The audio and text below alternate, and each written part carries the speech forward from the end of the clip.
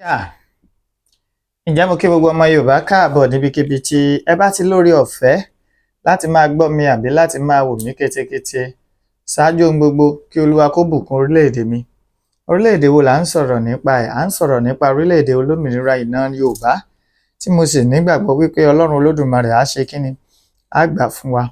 Mo kẹ́yìn al-ulama'u warasatul anbiya'i, ẹ̀yin àfáà Ọlọ́run tó hàn àti èyí tó pamọ́. Muqaddam Sheikh, àfáà akọ́mọlẹ́sìn, àfáà akọ́mọníkéwú, àfáà akọ́mọlédè. Mo kí yín pé assalamu alaikum rahmatullahi ta'ala wa barakatuhu. Mo kí gbogbo mùsùlùmí ayé pé a kú oṣù yọ ẹ̀ṣẹ̀ tá a mọ̀ sí Ramadan. Mo wá kẹ́yìn ìyá mi, ẹ̀gbọ́n mi, àbúrò mi, ẹ̀yin ẹlẹ́sìn kìrìsìtẹ́nì, rẹ́fúrẹ́ǹdì bíṣọ̀pù nínú ìjọ àgùdà, ìjọ mímọ́, ìjọ onírìbọmi, kérúbù and séráfù celestial. Mo kí gbogbo yín pé àlàáfíà Ọlọ́run kó máa bẹ pẹ̀lú yín àti gbogbo mọ̀lẹ́bí yín pátápátá. Mo wá kẹ́yìn bàbá mi, ìyá mi, ẹ̀gbọ́n mi, àbúrò mi, ẹ̀yin ẹlẹ́sìn kẹ̀sìn kẹ̀yin ẹlẹ́sìn àbáláyé. Mo kí yín pé ewé á máa jẹ́, egbò á máa jẹ́, ẹ̀ní ṣe ewé já, ẹ̀ní ṣe egbò wà, àlùbáríkà àwọn tó lódùmarè tó kólé ayé lé lọ́wọ́. Mo wá kẹ́yìn ìyá mi, ẹ̀yin abiyamọ abọ̀já gbọ̀rọ̀gbọ̀rọ̀, ẹ̀yin abiyamọ tí dúró tọmọ tọmọ yìí fi ṣubú, ẹ̀yin abiyamọ tí dúró tọmọ tọmọ yìí fi ṣìṣe. Àdó mẹ́ta báyìí làdó ẹ̀yin ìyá mi, ọ̀kan fọ́ ọ̀kan nù, ẹ̀ ń fọ̀kan ṣoore kiri. Èyí tẹ́ fi ń ṣoore kiri, ẹ fi ṣàwa ọmọ Yorùbá, ẹ fi ṣe wá lóore owó, ẹ fi ṣe wá lóore ọlá, ẹ fi ṣe wá lóore àìkú tí í ṣe baálé ọrọ̀, torí ẹ̀yin làgbà gbanigbani. Mo ṣèbà orí tó kún tí ò níná, mo ṣèbà ọjà tó kún tí ò lérò, mo wá ń ṣèbà oko tó pọ̀ jaburata tí ò nírúgbìn. Ẹ̀yin àgbà gbanigbani, mo ṣèbà yín o. Mo kí kábíyèsí ọ̀nìrìṣà, jìgbìnìbí àti àkún aláṣọ àlà funfun gbọ̀ jájá fìdí ọ̀tẹ̀ janlẹ̀, ọba Babátúndé Ẹniìtàn Adéyẹyè Ògúnwùsì Ọ̀jájá the second àrólé Oòduà. Mo kí kábíyèsí ikú bàbá yèyé Aláàfin Ọ̀yọ́, ọba Abímbọ́lá Akeem Ọ̀wọ́adé the first, the Aláàfin Ọ̀yọ́. Bàbá, mo kí yín o. Mo wá kí bàbá tèmi Olúbàdàn ilẹ̀ Ìbàdàn, ọba Dr. Owólabí Ọlákùlẹ́yìn Ìgè Akínlóye the first, Olúbàdàn ilẹ̀ Ìbàdàn. Mo wá fi yín kí gbogbo ládéládé lóyè pátápátá ní ilẹ̀ Káàárọ̀ Oòjíire. Mo kí gbogbo gómìnà ilẹ̀ Yorùbá pátápátá, látòrí ẹnjìnìà Abíọ́dún Olúwaṣèyí Mákindé ti ìpínlẹ̀ Ọ̀yọ́, gọ́vnà Dàpọ̀ Abíọ́dún ti ìpínlẹ̀ Ògùn, gọ́vnà Lucky Ayédatiwa ti ìpínlẹ̀ Oǹdó, gọ́vnà Abíọ́dún Oyèbánjí ti ìpínlẹ̀ Èkìtì, gọ́vnà Babájídé Sanwó-Olú ti ìpínlẹ̀ Èkó, àti gọ́vnà Nurudeen Adeleke Adémọ́lá Jackson ti ìpínlẹ̀ Ọ̀ṣun. Mo kí yín o. Mo wá kí gbogbo ọmọ Yorùbá pátápátá ní Kwara, mo kí gbogbo ọmọ Yorùbá pátápátá ní Kogi, mo kí gbogbo ọmọ Yorùbá pátápátá ní Bayelsa pé a kú dédé àsìkò yìí. Mo wá kí bàbá mi Professor Bánjí Akíntóyè, alànà fún gbogbo ìran Yorùbá pátápátá. Bàbá, mo kí yín o. Ọjọ́ yín á túbọ̀ dalẹ̀, àárò òòrùn yín ṣaṣọ pẹ́pẹ́pẹ́pẹ́, àlùbáríkà àwọn tó lódùmarè tó kó lé ayé lé lọ́wọ́.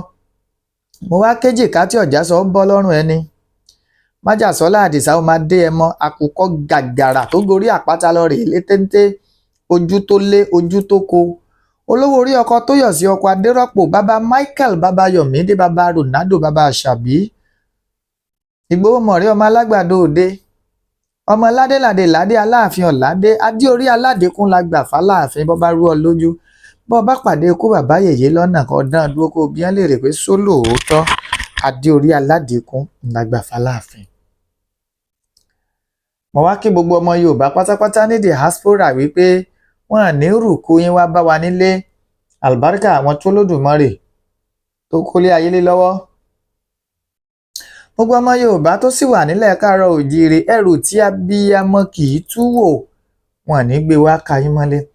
Adémọ́lá ọmọ mi alẹ́ lèmi ń jẹ́, mi lọ́mọ Ìbàdàn lé Olúyọ̀lé ìlú Ògúnmọ́lá olódògbò kẹrí lójú ogun, ọ̀bọ ṣòkòtò kẹ̀mbẹ̀rẹ̀ bí ìjà. Èmi lọ́mọ agbọ́ kẹ́kẹ́ ogun mọ́sà, ọmọ agbọ́ yàyà mọ́yà. Ẹ wo, àti fẹ́ bẹ̀rẹ̀ náà nù bá a ṣe máa ń sìn. Àmọ́ kí làwọn nǹkan tí mo fẹ́ ká sọ̀rọ̀ lé lórí lónìí? ẹ já sọ̀rọ̀ nípa ètò ààbò ilẹ̀ Yorùbá,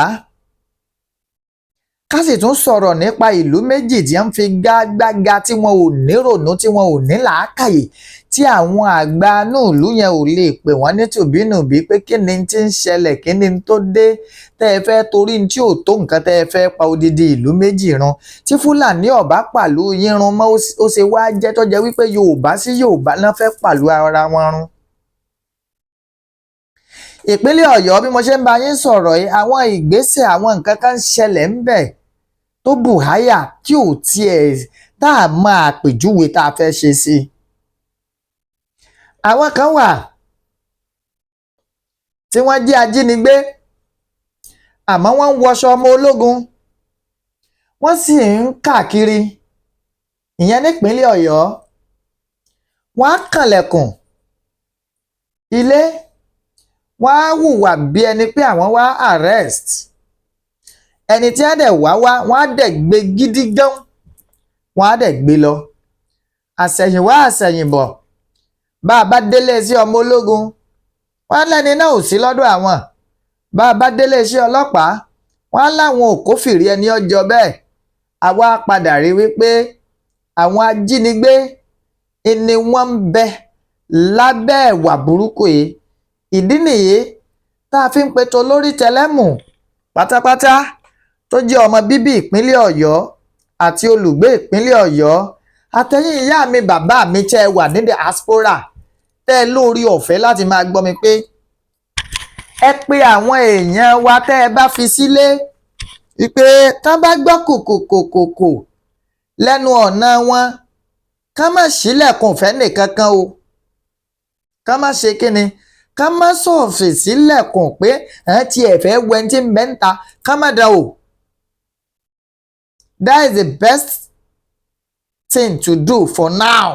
Tírú ẹ̀ bá ṣẹlẹ̀, ẹ kọ́kọ́ gẹ̀fìlà kọ̀ọ̀kan mi, wọ́n bá àkànlẹ̀kùn kọ́wọ́ ó bó, ẹ má ṣèṣù sílẹ̀kùn o. Bẹ́ẹ̀ bá sílẹ̀kùn, wọ́n ó gbé yín o. Ìpínlẹ̀ Ọ̀yọ́, àwọn ajínigbé wọ́n ti fẹ́ fi ìpínlẹ̀ Ọ̀yọ́ ṣe bùgbé, débi pé gómìnà ìpínlẹ̀ Ọ̀yọ́ ẹnjìníà Ṣèyí Mákindé nínú security meeting tí wọ́n ṣe ní àyà ìjẹta, tí í ṣe ọjọ́ Wednesday àbí Thursday, tí wọ́n tẹnumọ́ jù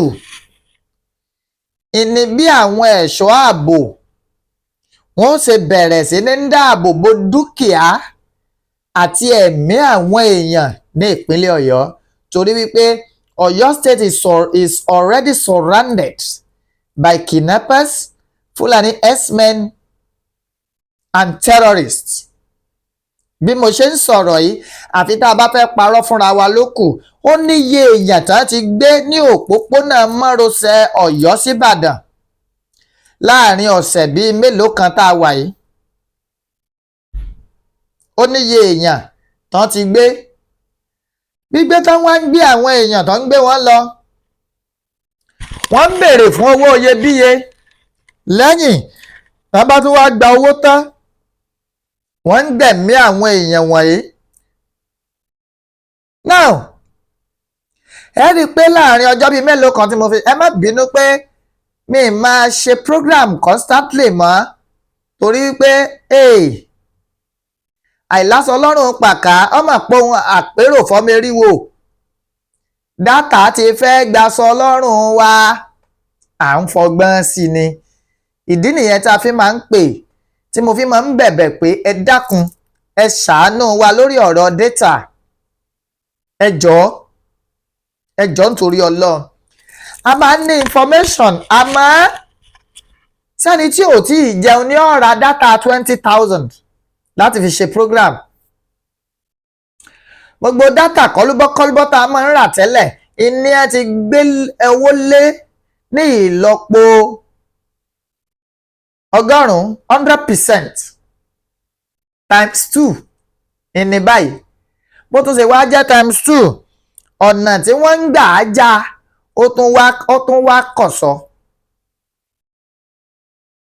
Bí mo ṣe ń bá yín sọ̀rọ̀ yìí, ìpínlẹ̀ Ọ̀yọ́ ń bẹ nínú ewu tó ga débi wípé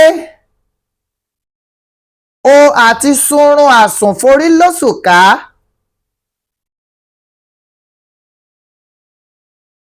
ó le. Èmi wá ń fàsìkò yìí pé gbogbo ẹ̀yin ọmọ Yorùbá pátápátá ní diaspora, bí mo ṣe ń bá yín sọ̀rọ̀, a ti ní àwọn Àgbẹ̀kọ̀yà àti àwọn kọ̀ọ̀kan tí wọ́n ti jọ̀wọ́ ara wọn láti máa ṣiṣẹ́ pọ̀ láti rí wípé àwọn ibì kọ̀ọ̀kan tó wà strategic nílẹ̀ káàárọ̀ oòjíire àwọn fẹ́ fọ ibẹ̀ mọ́, àwọn tí ẹ̀fẹ́ náà fẹ́ fara wọn jìn. Ọ̀pọ̀ wọ̀nyí ló sì jẹ́ wípé olóyè Sunday Adisa ọmọ Adéyẹmọ iná gbà fún ẹjẹ́ nílé ní lọ́kọ́ wọn ìlótìrè ni wọn tájọ́ ọmọ lẹ́yìn olóyè Sunday Ìgbòho. Àmọ́ kó o tó lè di ẹni tí ń gbé irinṣẹ́ dání nílẹ̀ káàárọ̀ oòjíire tòní, àfi kó rẹ́gísítà sábẹ́ Àmọ̀tẹ́kùn, Sọ̀lúdẹ̀rọ̀, OPC, wo ló tún wà àti bẹ́ẹ̀ bẹ́ẹ̀ lọ. So ọ̀pọ̀ àwọn èèyàn wa ló ti wá rẹ́gísítà báyìí, wọ́n wá kú ìkún lọ́wọ́. Ẹ̀yin ìyá mi, bàbá mi, ẹ má dágun lá sí ọ̀rọ̀ ètò ààbò lẹ̀ káàárọ̀ oòjíire. Ẹ wò ó, nǹkan kan tá a bá wá la dágun lá sí, bóyá pọ̀ yín ń lo ọlọ́pàá, ẹ̀ ń fọlọ́pàá ṣọ́lé. Àwọn ọmọ Yorùbá tí ò lórí ọ̀fẹ́ àti lo ọlọ́pàá ńkọ́? Ẹ̀yin tẹ́ ẹ fẹ́ wá látòkè òkun, tẹ́ ẹ fẹ́ wálé, kò sí tí ò jẹ́ kí ọ̀pọ̀ èèyàn lè wálé bí ò ṣe torí ìjínigbé àti ètò ààbò léyìí tí ò fẹsẹ̀ múlẹ̀, tí ò fẹsẹ̀ rinlẹ̀ dáadáa.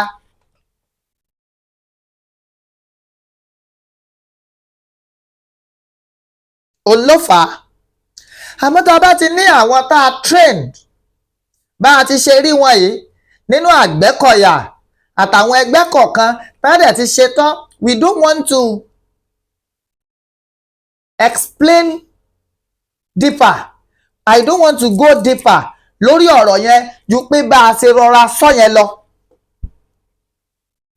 torí pé onílùú ò ní fẹ́ kó tú, àní lajú wálẹ̀ kí tàlùbọ̀ kókó wọ̀ ọ́. Ta bá ní ká lajú lẹ̀ ká fi gbogbo nǹkan dá ìjọba, ẹ wò ó, ayé ìran Yorùbá ó yìnrìn. Bẹ́ẹ̀ ni, àfi ká ṣe kíni, àfi ká fọwọ́sowọ́pọ̀, ká gbárùkù ti àwọn tá a ṣe tán láti ja ìjà yìí, láti dáàbò bo ẹ̀mí wa, láti dáàbò bo dúkìá wa. Mo ń wo àwọn ará Oǹdó tán protest, I'm not sorry to say it and I'm also sorry to say it pé wọn ò mọ ntọ́kàn. There is no time to protest any longer.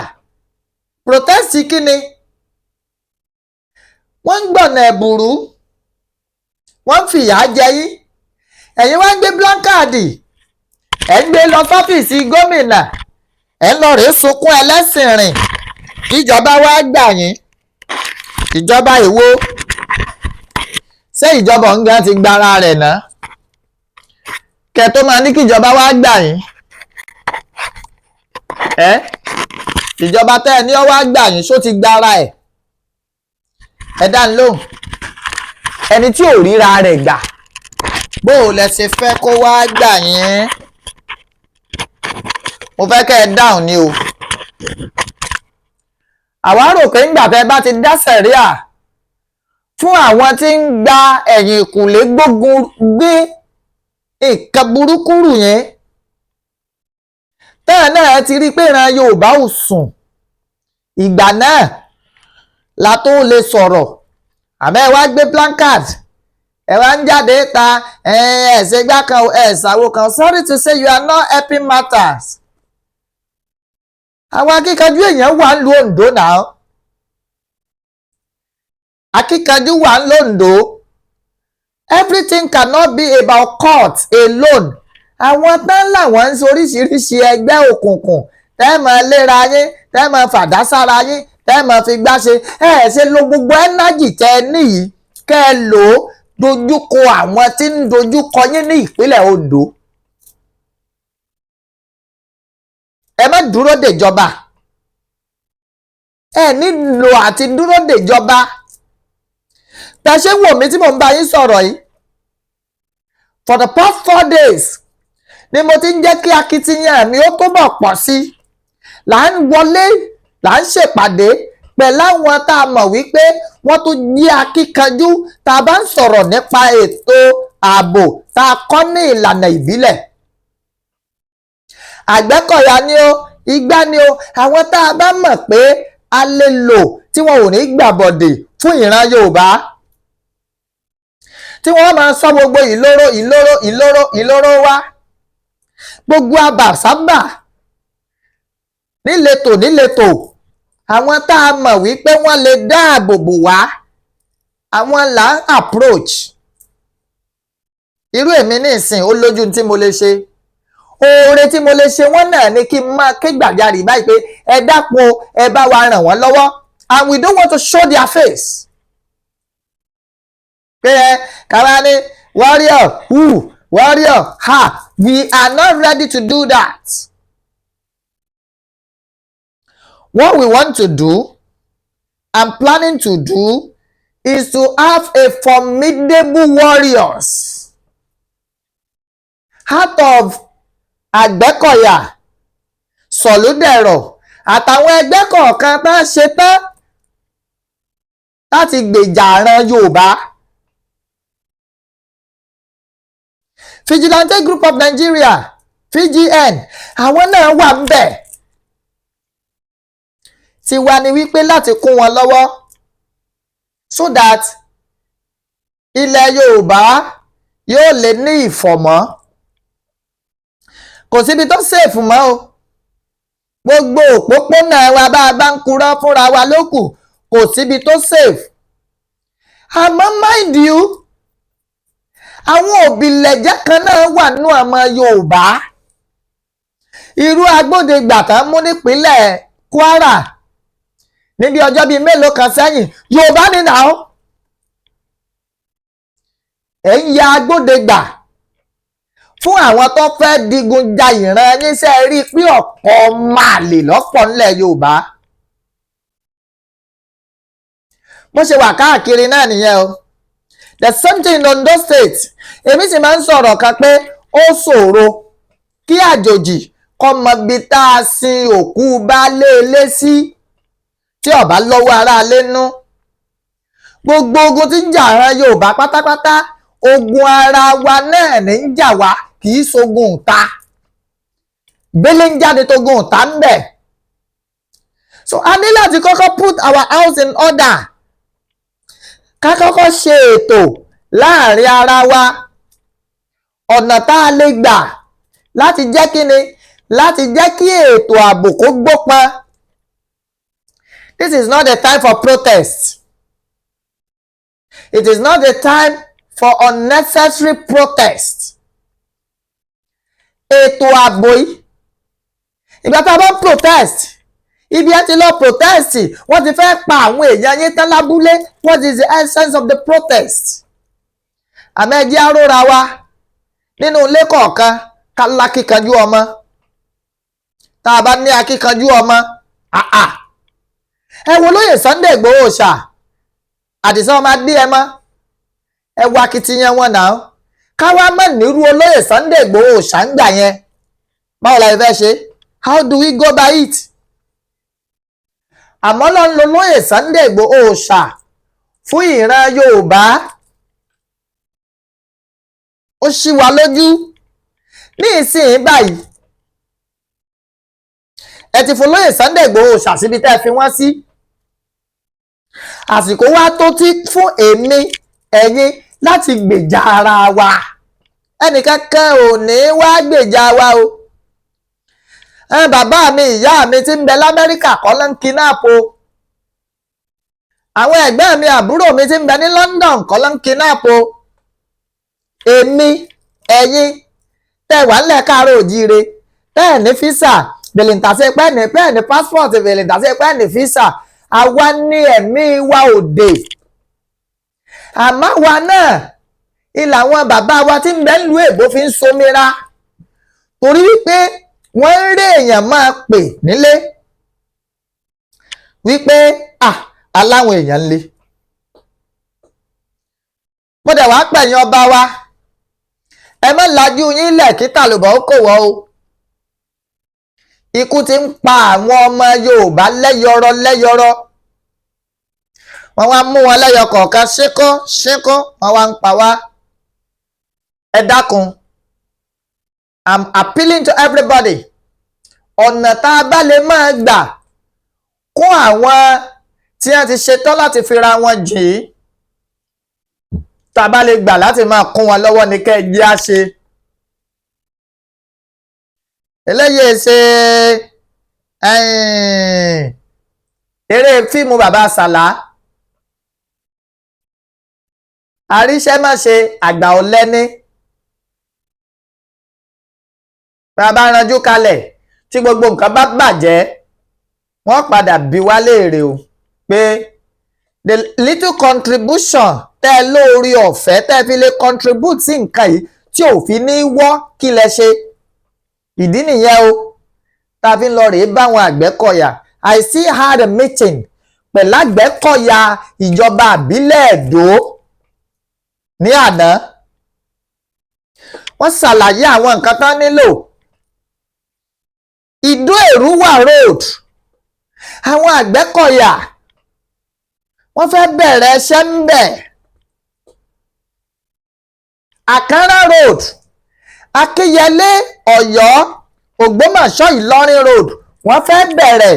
A ti rí wọn níletò, a ti rí àwọn olórí, a sì ti ń béèrè pé kí lẹ fẹ́. Táwa ò bá sá lè tẹ̀lé wọn, a sá lè pèsè fún tí ó jẹ́ kí ìgbésí ayé yẹn ó rọrùn, tí ó jẹ́ kí iṣẹ́ tó fẹ́ ṣe kó rọrùn. Mo wá ń rẹ̀ yín ìyá mi bàbá mi, please, mo fọlọ́n bẹ̀ yín, tó bá jẹ́ wípé lóòótọ́ ẹ fẹ́ràn wa, tó bá jẹ́ pé lóòótọ́ ẹ fẹ́ kí ìran Yorùbá gbòmìnira, ẹ jọ̀ọ́ ẹ já kún wọn lọ́wọ́. You can contact me, I will connect you with them, pẹ̀lú leader wọn, ẹ bá sọ̀rọ̀. A sì fẹ́ ìgbésáyé o, àìrájẹkù orò, ní tá a fẹ́ ni wípé kí ilẹ̀ Yorùbá kó bọ́ lọ́wọ́ àwọn Fúlàní ajínigbé, kó bọ́ lọ́wọ́ àwọn Yorùbá ajínigbé, kílẹ̀ Yorùbá ó bọ́ lọ́wọ́ àwọn terrorist. Gómìnà ìpínlẹ̀ Ọ̀yọ́ náà dáhùn, wọ́n ní tó bá gbà làwọn ó fún láti rí wípé àwọn lé gbogbo àwọn ajínigbé dànù, àmọ́ nílànà tiẹnu, ìlànà tíá náà a fẹ́ lò ó. Iléṣà Ifẹ̀ road kò ṣeé gbà o. Ìjẹ̀bú Òde road, Ìbàdàn Ìjẹ̀bú Òde road kò ṣeé gbà o. Ìbàdàn Ṣàgámù Ọ̀rẹ́ road ìwọ̀n no go area ni o. Ìbàdàn Abẹ́òkúta road no go area. Ọ̀wọ̀ road no go area ni o. Ọ̀nà wo la wá fẹ́ gbà? Ìta fẹ́ gbà òun láti sọ yẹn. 09036 37 16 43 09036 37 16 43 WhatsApp. Please, mo fọlọ́ ń bẹ̀ yín, I will still chat my fathers kọ̀ọ̀kan tí mo mọ̀. Bí ẹ bá fẹ́ ràn wọ́n lọ́wọ́, ẹ ràn wọ́n lọ́wọ́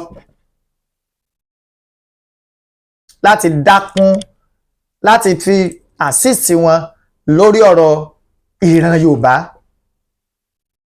They are not asking for food, wọn à béèrè owó ilé, ìrànlọ́wọ́ tá ń béèrè ìtàn mọ̀ pé ìjọba ò lè ṣe fún wọn ni. tágbára tí wọn ò sì ká láti ṣe. Ọlọ́run ràn yín lọ́wọ́, ẹ dákun. Wọ́n lára táwọn lè fìbọn ṣakabùlà owó àwọn dá náà bá ní àtìlẹ́yìn lórí ẹ̀ yóò ju tẹ́ntí ń gbérin iṣẹ́ kínní kìlọ̀ torí àwọn wọ́n tún lo ìlànà ìbílẹ̀ mọ́. Ìyẹn lápá àbẹ̀wò. Àwọn èèyàn pè mí lórí ọ̀rọ̀ bàbá mi ìmáàmù Yorùbá pẹ̀lú awuyewuye tó lọ lórí pé wọ́n gbà wọ́ọ̀dù wọ́n gbà wọ́ọ̀dù. Ó ṣòméyọ̀ kò ṣòméyọ̀. Bàbá ìmáàmù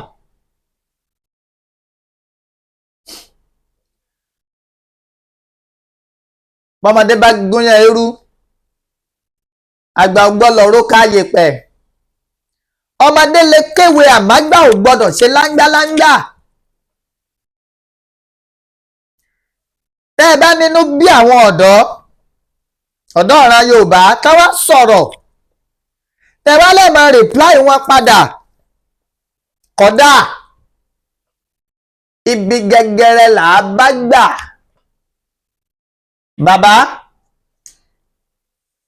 Bàbá imam àlàyé lásán ló kù. Báyìí kàsá báyìí kàwòdì bó ṣe jẹ́ rèé sẹ̀fínì. Àmọ́ nǹkan ẹyọ kan tó yẹ kẹ́ ẹ kọ́kọ́ mọ̀ ní wípé kò sí ọmọ Yorùbá tí ò ní gbarata tí wọ́n bá gbọ́ wípé lára àwọn tá a fi ṣe aṣíwájú wọ́n ní nǹkan ṣe pẹ̀lú Haúsá Fúlàní.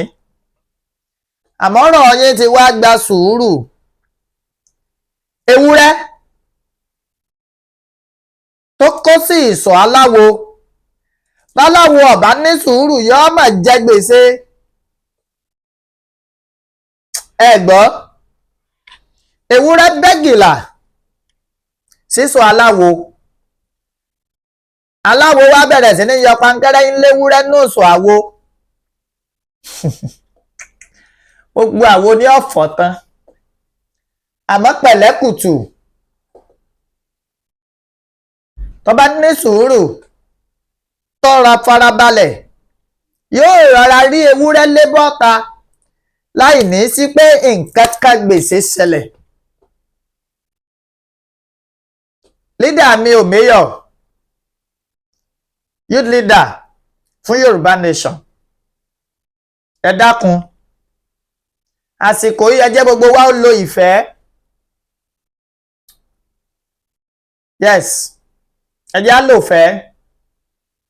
Mo fẹ́ lè ní àsìkò tá a wà yìí ni ló jẹ́ the most challenging period jù tá a ti ń lò ó bọ̀.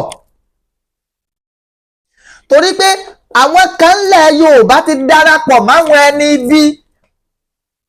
Àwa tá a wá dúró lórí pé kí nǹkan kọ́ bọ́ sípò tá a bá tó ń wá tógìrì wa bá wá lanu tá láǹgbá àwọn aláǹgbá àràn nínú ìran Yorùbá tó bá fi lè ráyè kó wọ́ nǹkan dàrú. Ẹ jẹ́ á ṣe pẹ̀lẹ́, ẹ jẹ́ á ṣe pẹ̀lẹ́ kùtù. Bàbá wa imam ẹ̀yin náà pa àwọn ọmọ yín ẹ ṣàlàyé fún wọn pé báyìí kàsá báyìí kàwòdì. Ẹ má ṣépè fẹ́ nìkankan. Gbogbo wa la wà nínú àwẹ̀ Ramadan.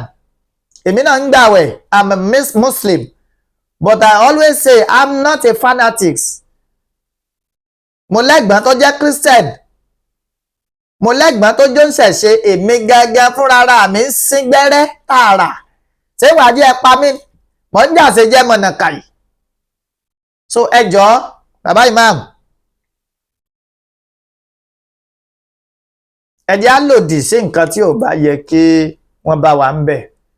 Ìdábá wa ti bá wa ń bẹ̀ àlàyé ló kù o. Ìyẹn lórí ibẹ̀ yẹn. Mo wá lọ sí ìpínlẹ̀ Ọ̀ṣun, Ifẹ̀ àti Ìlobù. Ẹ dákun ìlú méjèèjì ṣé wọ́n lọ́ba wọ́n sì níjòyè.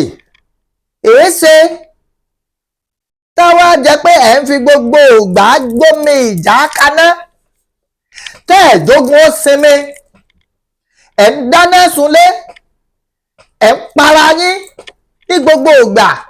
Èéṣe àná òde yìí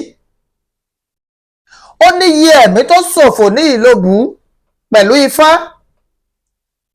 Ilé àìmọye iná kaná sun. Ẹnájì tẹ́ ń lò yìí tẹ́ ti ń ba nǹkan ara yín jẹ́ yìí, ẹ̀ ṣe é lọ rèé lo ẹnájì yẹn lórí àwọn ọ̀tá àràn Yorùbá. Kí ló dé tẹ́ ẹ̀ lọ lo ẹnájì yẹn sórí àwọn tí ń gbógun ti Yorùbá, àwọn Fúlàní ajínigbé alọ́kó ló ń kígbe? Kí ló dé tẹ́ ẹ̀ channel ẹ̀ síbẹ̀? Ó ṣeé ṣe pé ó ṣe jẹ́ wípé ara yín lẹ fi ń bájà. Tíkẹ̀tíkẹ̀tí làwọn èèyàn ń tú kúrò ní ìlú Ìlóbù lánàá torí wípé ọ̀pọ̀ ẹ̀mí ló ṣòfò. Àwọn èèyàn kú lọ bẹ́rẹ́bẹ́. Yàtọ̀ sí yìí, wọ́n bà ọ̀pọ̀ dúkìá jẹ́, wọ́n dáná sun dúkìá. Azat àná nígbà tí èdè nǹkan bí aago mẹ́ta, ẹ̀mí bíi 30 ti ṣòfò nínú abúlé sẹ́nu ọba ìlú ọ̀kálù ni. Ẹ̀yin ọba ìlú méjèèjì ẹ bá wọn èèyàn yín sọ̀rọ̀. Gómìnà ìpínlẹ̀ Ọ̀ṣun Ọlálàjùlọ Adémọ́lá Adélékè, kí lẹ̀ ń wò? Ẹ ti sùn tẹ́tẹ́rẹ́ jù. Ẹ kéde ìlú ọ̀fararọ ní Ìlóbù àti Ifá. Ẹ kéde kónílé-ó-ń-gbélé. Bẹ́ẹ̀ bá ṣe kọ̀ sẹ́ni tí ó mú yín. You are the chief security officer of Osun State. Ẹ mà ti fẹ́ para wọn tán. Ẹ dẹ̀ dákẹ́, ẹ̀ ń wòran. Kò yóò rí bẹ́ẹ̀ o. Ẹ̀yin tẹ́ ń jà náà lórí ìkéni, lórí sáré ilẹ̀ lásán lásán. Ẹ mọye nǹkan mèremère tó ti nú ìlú méjèèjì látàrí pé ń jà sí nǹkan tí ó yẹ kẹ́ ẹ jà sí. Kí ló dé tẹ́ ẹ kọ́gbọ́n lára igi ọ̀pọ̀tọ́? Ẹ ṣe kẹ́kọ̀ọ́ lára ìjà Mọdákẹ́kẹ́ pẹ̀lú Fẹ̀. Ìjà tí wọ́n jà fún àìmọye ọdún. Ìjà yẹn ó mà dùn èèyàn kan jẹ èèyàn kan lọ. Mọdákẹ́kẹ́ ọmọ ní gbàgbé, Ifẹ̀ náà ò sì ní gbàgbé. Ìlóbù, Ifá, ẹ dákun, Afolódùmarè bẹ̀yìn ẹ sowó agbéjẹmọ́wọ́, ẹ jogun ó sinmi. Tẹ́ ẹ fẹ́ kí ìlú Ìlóbù àti Ifá kó dahoro ni. Ọ̀rẹ́dì báyẹn ti ń sọ ọ́ dahoro. Òní ẹ pa 100, ọ̀la ẹ pa 30, ọ̀túnla ẹ pa 50. Èèyàn mélòó gangan ní ń bẹ ní Ìlóbù àti Ifá? Tẹ́ wá ń para yín báwọn. Àwa ń bẹ̀ yín, ẹ channel gbogbo energy tẹ́ fẹ́ fi jà, ẹ channel ẹ̀ sórí àwọn Fúlàní. Kẹyẹ bá dandan kí. Gọ́fúnà, ẹ pàṣẹ kónílé-ó-gbélé ní Ìlóbù àti Ifá. Ẹ má jẹ́ á tó pàdánù ọmọ Yorùbá jù. Ẹ dákun, mo f'Olódùmarè bẹ̀ yín, mo forí ìtẹ́ Odùduwà, mo fi bẹ gbogbo ẹ̀yin ará àti olùgbé ìlú Ifá àti Ìlóbù. Ẹ dákun, ẹ jogun ó sinmi. Ẹ pe ìpàdé àlàáfíà, ẹ jókòó tùbínùbí. Ẹni tí bá ń fa wàhálà láàrin ara yín, ẹ jọ yànnàná ẹ̀, kẹ́ ẹ sì jọ wá àtúnṣe tó bá dáa, kẹ́ ẹ jọ wá sí i. Ẹ má jẹ́ wọn ṣe kọ̀ wá tán di Yorùbá pàgbọ́ra wáyé. Ìjà tẹ́ ń jà yìí ó lè fún àwọn Fúlàní ní avenue láti penetrate yín wọlé náà, láti penetrate ìran Yorùbá. Ẹ jọ̀ọ́, Afolódùmarè bẹ̀ yín lẹ́ẹ̀kan sí 09036 371643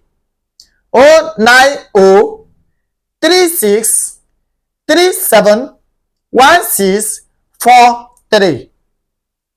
ọ̀nà tẹ́ ẹ bá fẹ́ gbà láti ran àwọn tán ti dìde láti jà fún ìran Yorùbá, ọ̀nà tẹ́ ẹ bá fẹ́ gbà ràn wọ́n lọ́wọ́. Bàbá Èkìtì, Lady K, Ọmọlúkà,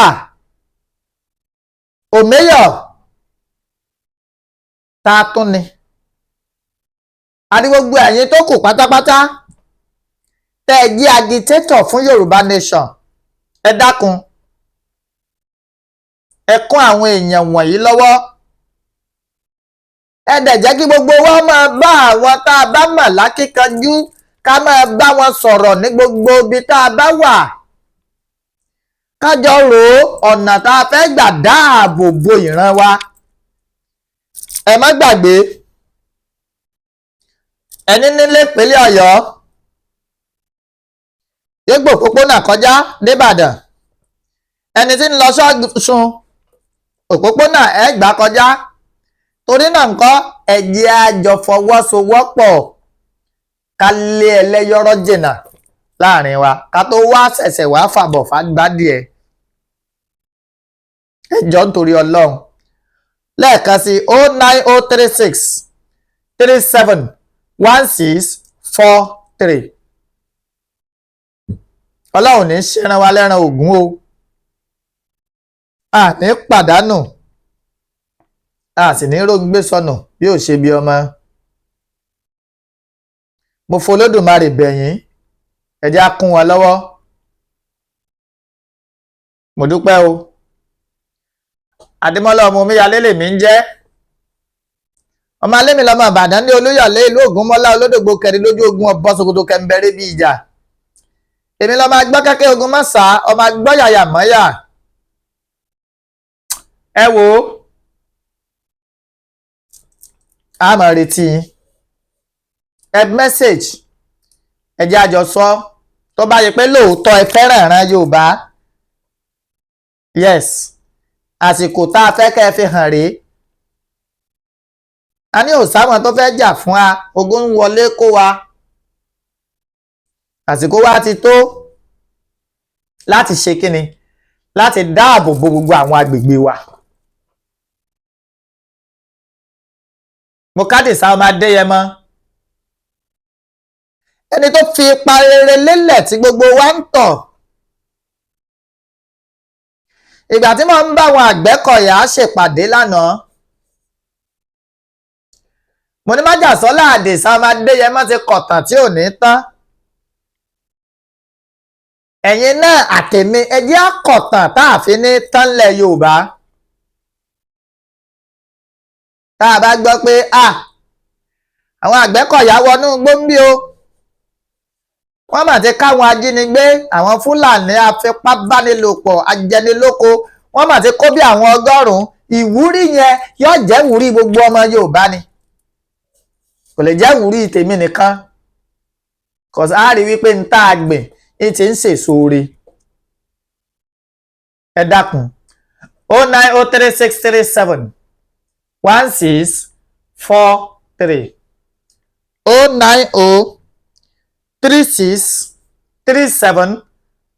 09036371643. àwọn èèyàn máa ní èé ṣe tí mi èé gbà pé lórí program. ìdí ni wípé call máa distract, á dẹ̀ máa jẹ́ kí program máa long ju béèyàn ṣe rò lọ. tọ́rọ̀ bá dẹ̀ ti pọ̀ jù kátàkátà lókù téèyàn ọmọ wí, dátà dẹ̀ tí wọ́n kọjá akẹ́ẹ̀tún wá máa gbọ́ kàntàkàntàn lọ. ìdí nìyẹn. agbára lọ́wọ́ ọlọ́ gbogbo ẹ̀yin tẹ́ kún wọn lọ́wọ́, ìdá owó ò ní dá yín.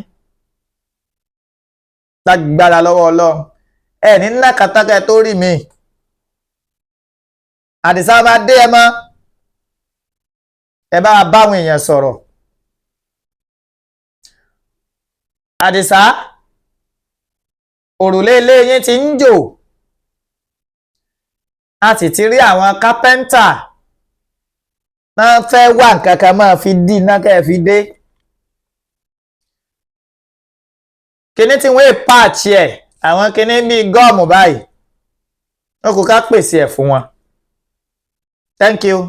God bless you. The struggle continues. Yoruba nation, no going back.